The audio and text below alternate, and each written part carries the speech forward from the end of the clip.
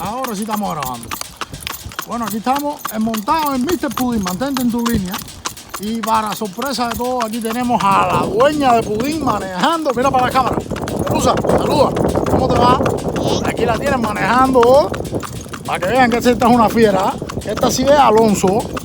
Pelusa, enderezate. Ahí, mantente ahí en derechita ahí. Bueno, pues aquí estamos pasando hoy un ratito martes. Hoy es martes, Pelusa, ¿no? Creo. Martes. Estamos montando a Pudín en el carretón. Aquí va con su papi. Pasando un rato. Saludos a todos. Estamos por el Trejo. Esto es un camino que nos lleva directo a la entrada de la finca. Pues caminamos 4, 5, 6 millas. Y salimos a montar un ratito de caballo hoy, que Peluso estaba loco por montar su caballo. Y entonces la estoy enseñando a que maneje. Acuérdate, mantén las manitos juntas, que te veo. Ay. ¿Tú tienes algo que decir, Pelusa? No. ¿No? Bueno, dile algo a la gente que te van a ver en Facebook. Bueno, me encantan los caballos.